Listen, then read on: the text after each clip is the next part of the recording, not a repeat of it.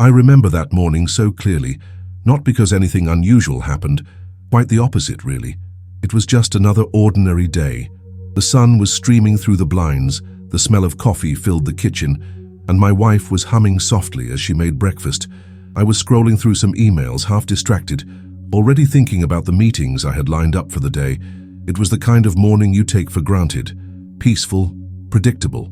I had just stood up to grab my keys when it hit me, like a sledgehammer to the chest.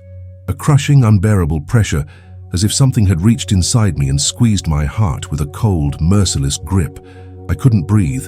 I stumbled, clutching my chest, my vision narrowing into a tunnel of darkness.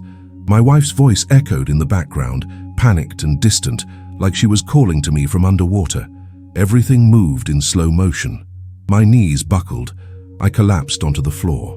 I heard a scream. Was it mine? Hers? It didn't matter. The pain was overwhelming, and then suddenly it was gone. Not just the pain, everything. Silence. Darkness. But not the kind of darkness that's empty or frightening. It was deep, vast, and oddly peaceful. I wasn't scared. I wasn't even thinking. I just existed. And then I was no longer in my body. I was above it. I could see the scene unfolding below me with impossible clarity. My wife was sobbing, crouched over my body. Her hands trembled as she tried to perform CPR, tears falling freely onto my chest. I saw the panic in her eyes, the desperation in her voice as she screamed my name again and again. And there I was, lying lifeless on the floor, eyes closed, face pale. I should have felt something. Shock, fear, sadness. But instead, all I felt was an overwhelming sense of calm. I wasn't detached out of indifference. I was detached because, in that moment, I understood that I was more than that body. I was watching the shell I had inhabited for decades, and somehow I knew that I was still here. Time lost all meaning. It could have been seconds or hours. I just floated there, bathed in a silence that felt sacred, almost holy. Then a soft glow began to envelop the edges of the room. It started near the ceiling, like dawn breaking through the cracks of the universe, and with that light came a pull. Not physical, but spiritual. Gentle, yet impossible to resist. I began to move toward it, slowly at first, then faster. I wasn't walking, I wasn't flying, I was being drawn like a drop of water returning to the ocean. There was no fear, no hesitation, only peace, a kind of peace I had never known before. It filled every corner of my being, soothing every sorrow I'd ever carried, every regret, every hidden wound. Behind me, I could still see the scene in the living room fading, like a distant memory. My wife, the furniture, the life I had built, it all began to dissolve as I moved closer to the light. I thought about my children. I thought about my parents, long gone. I thought about my mistakes, the things I never said, the apologies I never made. But all of it seemed so small now. Not unimportant, just recontextualized, as if I was beginning to see the full picture for the first time. And the light, it wasn't just light. It was alive. It was calling me home. If this content touches you in any way, please like, subscribe, and comment to help with engagement and help this video reach more people. Now let's continue the story. I didn't know what to expect after that light pulled me in. I had always believed death was the end, just darkness, a blank screen. But what I was experiencing shattered everything I thought I knew. Still hovering above the scene, I noticed details I'd never have noticed while alive. The way the light fell across the floor, glinting off the picture frames, the faint ticking of the wall clock, a sound I'd never paid attention to, but now heard with crystal clarity. I even noticed the way my dog whimpered quietly in the hallway, sensing something had gone terribly wrong. But I wasn't afraid. I wasn't even confused.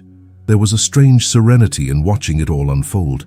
It was like watching a movie of someone else's life, someone I cared for deeply, yet no longer was. I could see my wife's pain, feel the energy of her heartbreak like waves through the room, but I wasn't tangled in it. I was witnessing.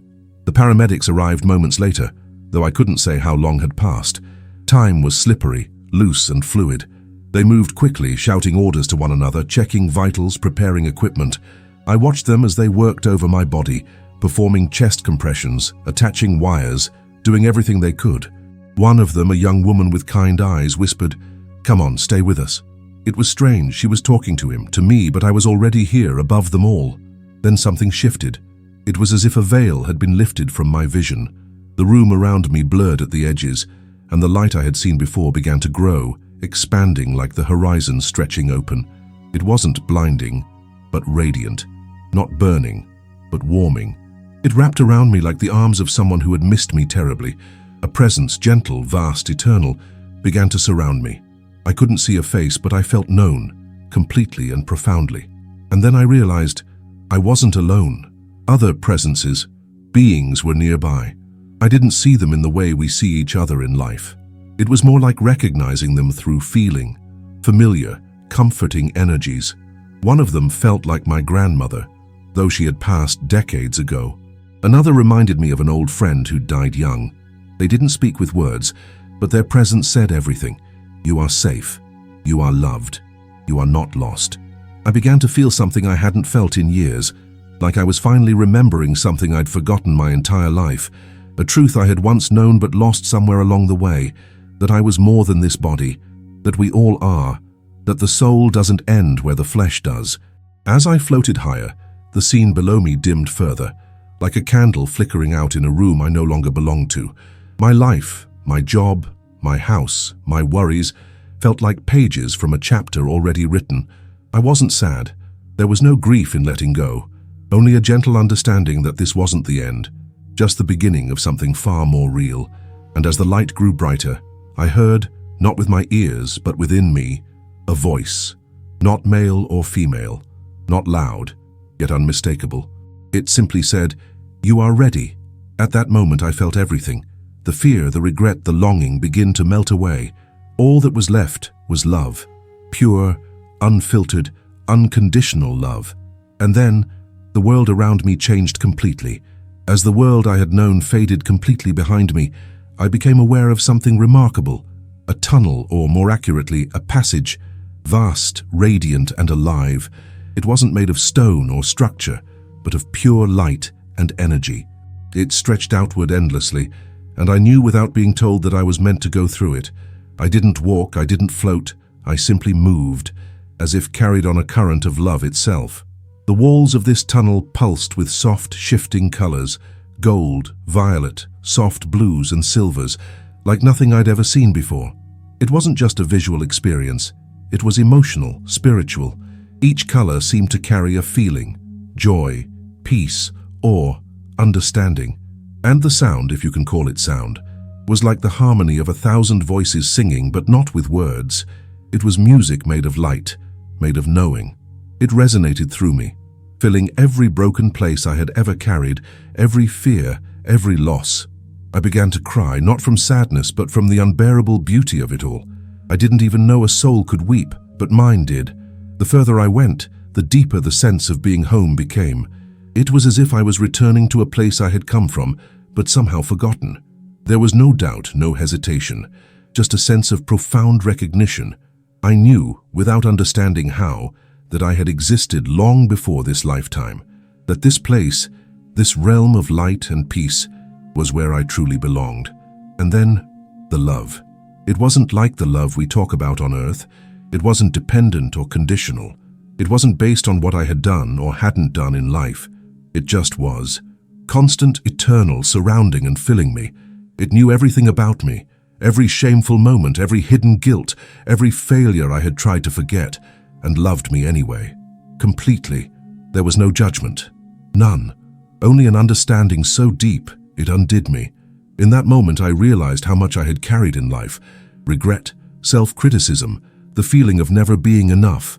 All of it melted under that light, like frost under morning sun. I had spent so many years trying to prove myself to be worthy, but here, I was already enough, just as I was. I could feel that this love didn't just belong to me. It was the fabric of everything. It connected all of us, every soul, every being, every life.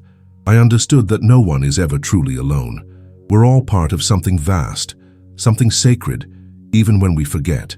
As I moved through the tunnel, memories began to emerge, not just from this life, but others. Some felt like dreams, others like deep echoes, but they all shared one truth. I had been on many journeys, lived many lives, and each one was part of my soul's evolution. I saw faces I didn't recognize, yet loved deeply. Places I had never been, yet somehow remembered. And in the midst of this revelation, I realized the journey we live on earth is just a single thread in a much larger tapestry. We are so much more than our current stories. So much more than our pain, our failures, or even our triumphs. What truly matters is how we love, how we grow, and how we remember who we truly are. Near the end of the tunnel, the light intensified. Not blinding, but embracing. I felt like I was dissolving into it, not in a way that erased me, but in a way that completed me. Like all the separate pieces of who I thought I was were coming back together into something whole, something eternal. And just as I reached what felt like the threshold of something even greater, I felt a new presence. Vast, wise, familiar. I wasn't alone. Someone or something was waiting. As I reached the end of the tunnel, I didn't step into a room or a landscape, but into a presence. A realm unlike anything I could have imagined. There was no ground beneath me, no sky above, yet I felt completely held, completely supported. It was as if the very atmosphere was conscious. Everything shimmered with a subtle, radiant glow, as if love itself had form here. The air, if you could call it that, was thick with knowing, with memory, with truth, and then they appeared. Not suddenly, not with fanfare or fear, but gently, like they had been there all along, waiting for me to recognize them. They didn't have defined human forms, yet they were not formless either. They were light, soft, golden, radiant beings, pulsing with warmth and wisdom. Each one seemed to carry a vibration of calm, like an ancient stillness that had watched over countless worlds. I didn't speak. I didn't need to. Communication here was instantaneous and soul-deep. I knew what they were, and they knew everything about me. I was in the presence of what I can only call a council. Not a council in the human sense, no judgment, no hierarchy, but a gathering of consciousnesses far older and wiser than anything I'd ever encountered. Their energy was peaceful, loving, infinitely kind, but also precise. Like they saw the deepest patterns of my soul with absolute clarity. One of them, a light more brilliant than the others, stepped, or maybe moved, closer. I could feel its energy like the embrace of a parent I had longed for all my life. Not a human parent, but the source of me. It held no disappointment, no accusation, only understanding. And then, without words, they showed me my life. Not as a list of events, not as a timeline, but as a living experience. I relived moments, but through the eyes and hearts of others. I felt the joy I had given to people in the smallest ways, a kind word, a helping hand, a simple act of presence. But I also felt the pain I had caused, not to punish me, but to teach me. I saw a moment I'd long forgotten, brushing past a man on the street who was crying quietly on a bench. I had been in a hurry and didn't stop. In that moment, I felt his heartbreak as if it were my own. Not to make me feel guilty, but to help me understand the impact of presence and absence. They showed me how even the smallest acts ripple across lives, how a gentle word can heal a soul, how a moment of anger can wound more deeply than we realize. But there was no condemnation, only clarity. The purpose wasn't to judge, but to remember, to recall who I truly was beneath the noise of life. And more than that, they helped me see the intention behind my actions. Times I failed but tried. Times I hurt others out of my own pain. Times I chose love, even when it was hard. They honored those choices. They honored my journey. Then they showed me something even more profound. The agreements I had made before this life. Things I had chosen to experience. Relationships I had agreed to, knowing they would challenge me, stretch me, shape me. Even the losses, the grief, the heartbreaks, they weren't punishments. They were parts of a larger story, chosen not out of cruelty, but out of love. I saw my mother's death, the unbearable hole it left in me. But in that space of truth, I remembered the conversation my soul had with hers before we were born, how we had chosen to walk this path together, how her departure would awaken a depth in me that would one day open my heart to others. I realized that nothing was wasted.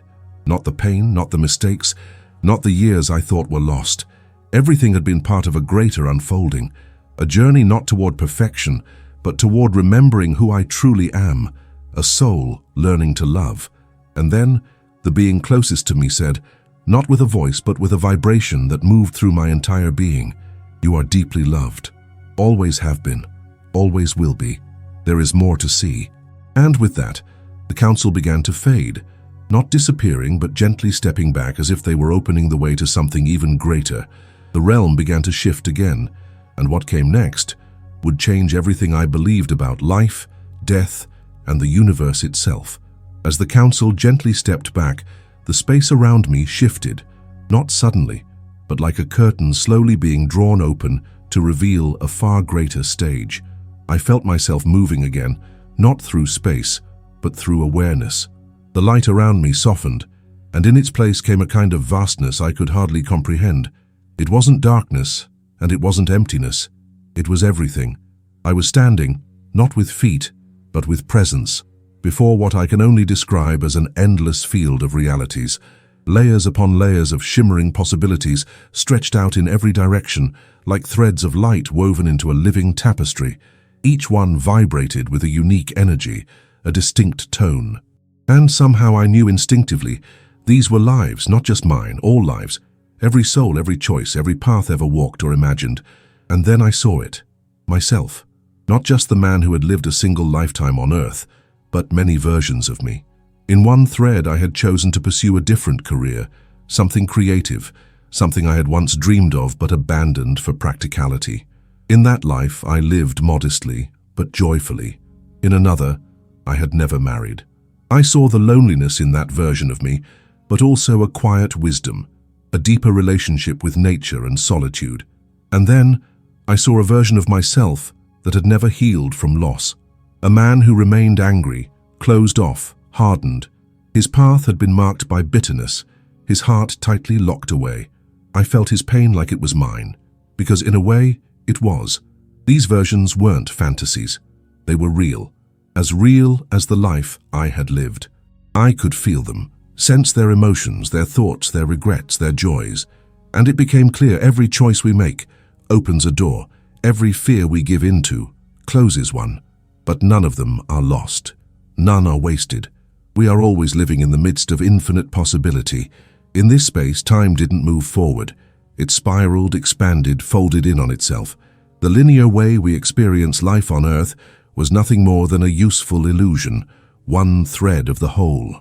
Here all moments coexisted. All possibilities breathed side by side.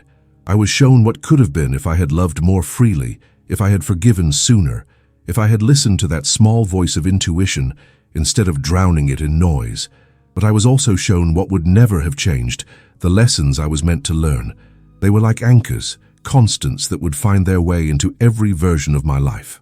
Whether through joy or pain, some truths would always return to me, like a soul's curriculum gently calling me home.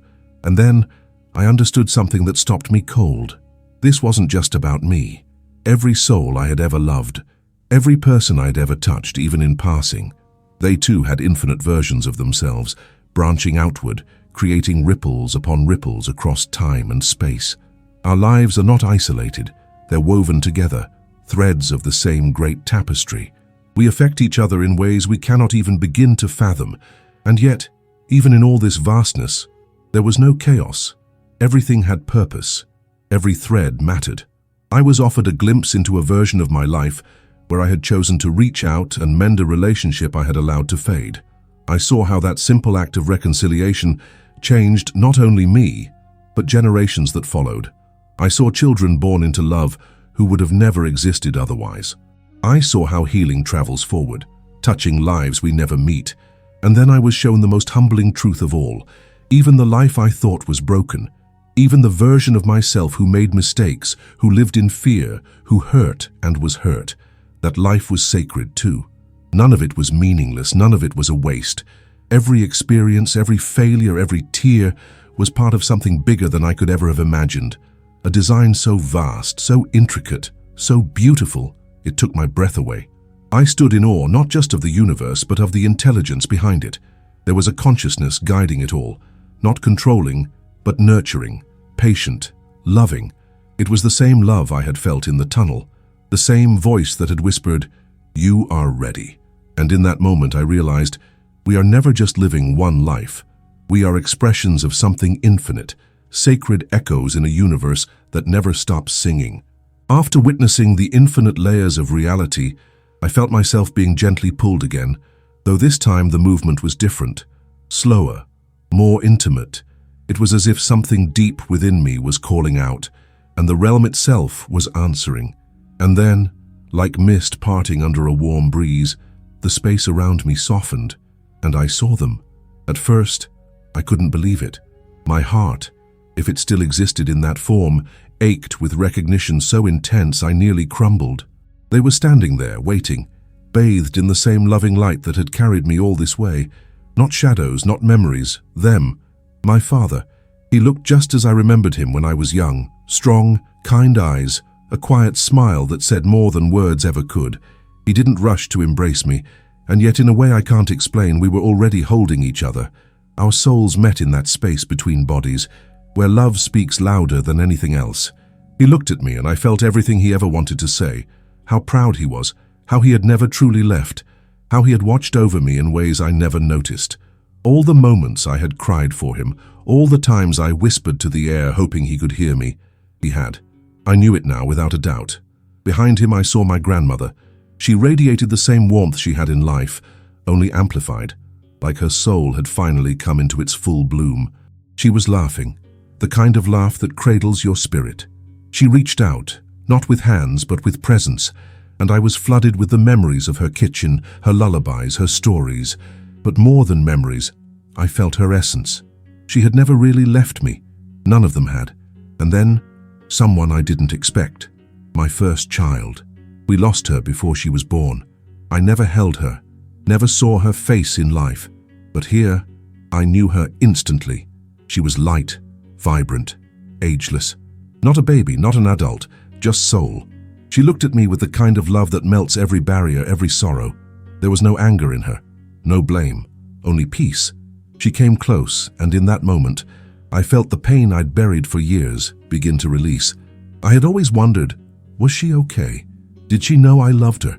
Did she forgive me for not protecting her? And now, standing in that space beyond time, I knew the answer. She had never needed forgiveness.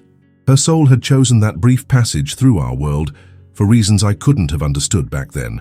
But now, I saw it clearly. Her existence was real, meaningful, eternal. She whispered into my being, not with words, but with truth, that she had always been near, that she would be waiting when it was truly my time to stay. And as I stood there, surrounded by the souls who had shaped my life, I understood something that shook me to the core. Death is not separation. It's transition. It's remembering. We don't lose our loved ones, we lose sight of them, but they remain, watching, waiting, loving us with a clarity we can only begin to grasp on this side of the veil. I felt others too, friends, distant relatives, people I hadn't thought of in years. Their presence brought waves of memory, of lessons learned, of love shared and love lost. But in this realm, nothing was truly lost. Everything had its place. Every relationship, no matter how brief, was part of a greater weaving. No pain remained between us. All the misunderstandings, the regrets, the things left unsaid, they dissolved in the presence of this deeper love. We didn't need to talk. The understanding was complete. It was like being seen for the first time, not for what I had done or failed to do, but for who I truly was. And they were still them. Not ghostly, not distant, just whole, free, radiating the kind of joy that comes when all the pain has finally fallen away. I didn't want to leave.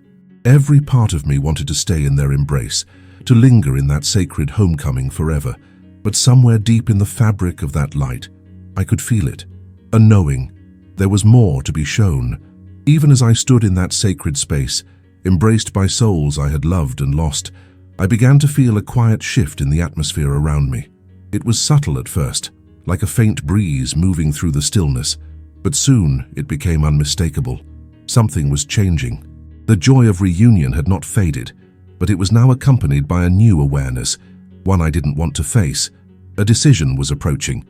I felt it, not as a command or an instruction. Nothing here was ever forced, but as a gentle invitation. A question whispered not in words but deep in the center of my being. Do you wish to stay or return? The idea of returning felt impossible. After everything I had seen, felt, remembered, how could I go back? Back to pain, to confusion, to a world where love so often feels hidden, where we forget who we are, where we carry burdens that don't belong to us. How could I return to that body lying lifeless in a hospital or on the floor of my home after tasting this kind of truth? Yet the question lingered. It hovered in the sacred silence, not urging, but waiting. I looked back at my loved ones, my father, my child, my grandmother. They didn't speak, but their eyes, those radiant, eternal eyes, held something I wasn't ready for: acceptance. They would not stop me if I chose to go back. They would miss me, yes. But in this realm, even missing is filled with love.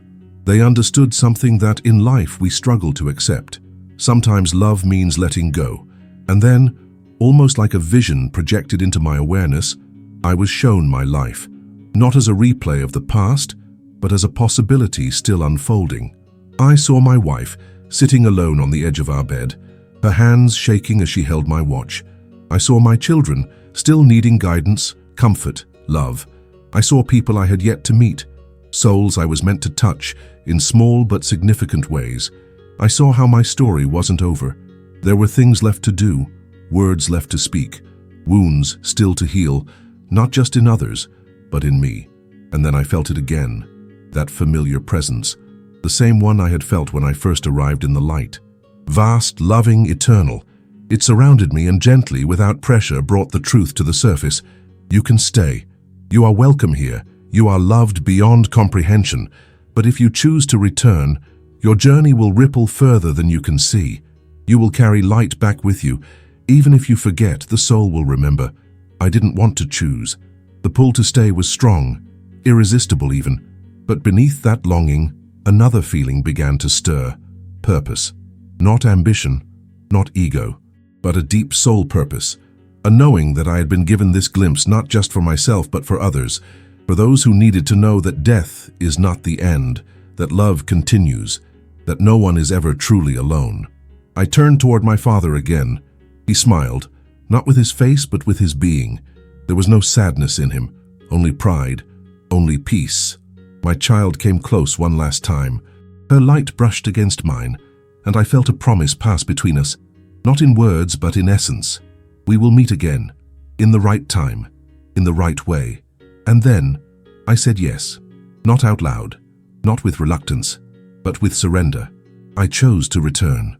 The realm began to shift again, gently, like the petals of a flower closing at dusk. The light didn't leave me, but it softened, as if stepping into the background to make room for the world I was re-entering. I felt myself being pulled, not dragged, but lovingly guided, back toward the edge where spirit meets flesh. And then the pain returned, the weight of the body, the heaviness of breath, the pressure of gravity, the noise of machines, voices shouting, hands moving, the sharp sting of life pressing back into me. I was back. Coming back into my body was nothing like I imagined. There was no gentle easing, no peaceful reintegration. It was jarring, heavy, loud. The first thing I became aware of was pain, sharp, raw, unfiltered. My chest burned. My limbs felt like they were encased in cement. Breathing was difficult, as though I had forgotten how. And then came the noise. Machines beeping frantically, voices shouting orders, the metallic clatter of tools. Everything was so bright, so harsh. The softness of the realm I had just left clashed violently with the sharp edges of this one. I tried to move, but my body didn't respond. It felt foreign, distant, as if I had been dropped into a vessel I barely remembered how to operate. I opened my eyes just slightly, and they blurred with light and movement. I couldn't speak. I couldn't reach out. I was trapped inside the very thing I had once called me. And yet, I knew where I had been. That knowing didn't leave me. Even in the confusion, the discomfort, the sudden plunge into the limitations of the physical world, something deep inside me remained steady. There was a part of me still glowing with that divine light, a spark that refused to go out. Eventually I stabilized. I was transferred to a hospital room, surrounded by machines keeping vigil over my heartbeat and breath. Doctors called it a miracle. They said I shouldn't have survived, that I had been gone too long, that there were moments they thought I wouldn't return. But I had, and not just in body. Something fundamental had shifted inside me. I couldn't explain it at first, Not to my wife, not to the nurses, not even to myself. I just felt different, like I was seeing everything through a new lens. Colors seemed deeper. Sounds carried a resonance I hadn't noticed before. I looked at my wife's face and saw not just her features but her soul. I felt her pain more acutely, her relief, her exhaustion, and her love, so present, so unshakable. I cried, a lot, not just from the trauma of what happened, but from the sheer intensity of everything I was now feeling. It was as if the walls I had built over a lifetime had collapsed, and now every emotion poured through freely: grief, wonder, gratitude, longing, awe. I couldn't look at a single person, nurse, janitor, doctor, without wondering, who are they beyond this life? What have their souls endured? Who have they loved and lost? And yet, I was also deeply overwhelmed. How do you return from that kind of encounter and go back to ordinary life? How do you explain to people that you saw the other side, that you met your child who was never born, that you stood before beings of light, that you experienced unconditional love beyond human understanding? I tried cautiously at first. Most people nodded politely. Some smiled uncomfortably. A few listened with tears in their eyes, silently grateful for a truth they already sensed, but never dared to say aloud. But what shook me the most was the silence. Not external silence, but the inner one. The silence that used to be filled with anxiety, constant thoughts, fears, regrets. Now there was space. Space where love could grow, where clarity could rise, where my soul could breathe again. And I began to notice things, synchronicities, quiet nudges, whispers from that other realm, as if I had brought a thread of that divine place back with me, and now it wove itself quietly through my days. But not all of it was easy. Returning to this world meant facing everything I had left behind: the unresolved pain, the broken relationships, the responsibilities, the doubts. The questions that once felt philosophical were now personal. What will I do with the time I've been given? How do I live knowing what I know? There were moments I wished I had stayed, not because I didn't love my life, but because the peace over there was so complete, so absolute. But every time that longing rose, so did a quiet memory. The faces of those I had seen, my child, my father, my guide, the voice that had told me, "You will carry light back with you." I wasn't sent back empty. I had been given something sacred, and now I had to decide what to do with it. In the days and weeks that followed my return, I often found myself staring out windows for long stretches of time, not lost in thought, but in something deeper: presence. The kind of presence I had never truly known before. I wasn't just looking at the world, I was in it, fully, painfully, beautifully. Everything felt more vivid: the rustling of leaves, the laughter of a stranger down the hallway, the warmth of sunlight on my skin.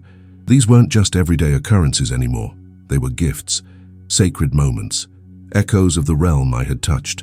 But alongside the beauty came something else: grief, not for the dead, but for the living. I saw how many people walked through life numb, disconnected, carrying burdens they didn't even know how to name.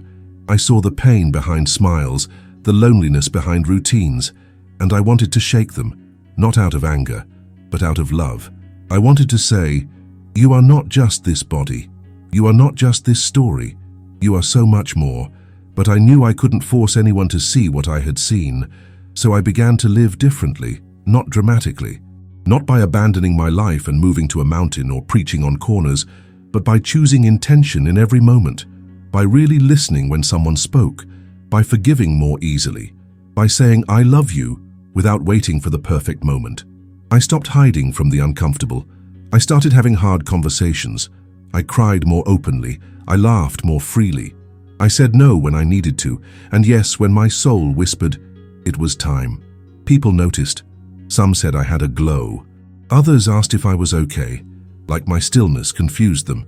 I didn't always have the words to explain it, and honestly, I stopped trying to. Those who needed to hear the story found their way to it, and when they did, it was as if something deep inside them remembered too. But the transformation wasn't all peaceful. There were nights I couldn't sleep, torn between the world I had seen and the one I now lived in. I missed them, my loved ones, the counsel, the light. I missed the clarity, the weightlessness, the constant flow of unconditional love.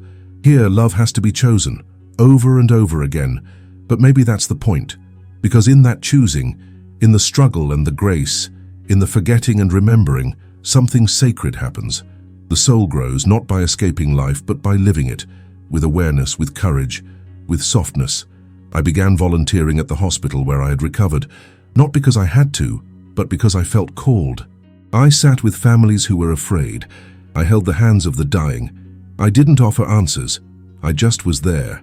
And sometimes, in that presence, people felt something. A stillness, a warmth. Some asked what I believed. Some asked what I had seen. And when the moment felt right, I told them. Not in grand declarations, but in quiet truths. I told them about the light, about the love, about the child who had never taken a breath, yet still lived, about the voice that had told me I was ready. And every time I shared, I saw the same thing in their eyes. Hope. Not the kind of hope that wishes for a perfect life, but the kind that dares to believe that this life, messy, beautiful, painful as it is, matters, that we matter.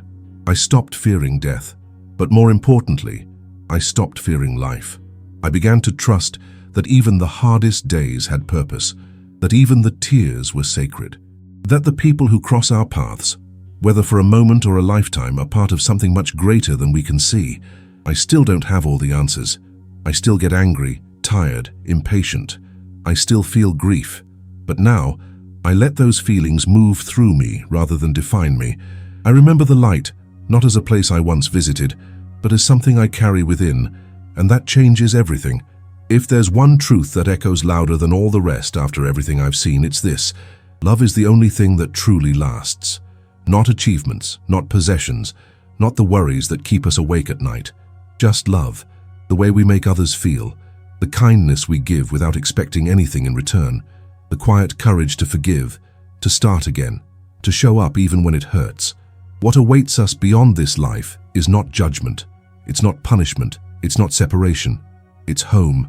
A place where we remember who we are, a place where the pain of this world melts into understanding, a place where our souls are not only accepted, but celebrated. And the beautiful, humbling part is, we don't have to wait until death to begin remembering. You don't need a near-death experience to feel the truth of it. Sometimes it comes in a dream, sometimes in the eyes of someone you love, sometimes in the stillness of a morning, or the grief of loss, or the ache that refuses to be numbed. Whatever you're carrying, guilt, fear, sorrow, longing, it's okay, you're not alone, you never were. Every soul you've loved still walks beside you. Every act of love still echoes in eternity. And one day, when your time comes to cross that threshold, you'll be welcomed. Not by strangers, but by those who know your heart better than anyone else. Until then, live. Live with softness, with courage, with the awareness that this life, even in its chaos, is part of something sacred. Love generously. Forgive often. Be kind when it's hardest. And most of all, trust that your life has meaning. Deep, unshakable meaning, even if you can't yet see the full picture. Because the truth is, you are not just living your life. You are becoming who your soul always knew you could be. And when you finally step into that light, it will feel like coming home. If this story touched your heart, I invite you to share this moment with others. Leave a comment below and tell us what you felt, or share your own experience if you've had one. Don't forget to like this video, subscribe to the channel for more stories that bring light to the darkest places, and click the notification bell so you never miss a message meant for your soul. You're not alone here, we're all walking each other home.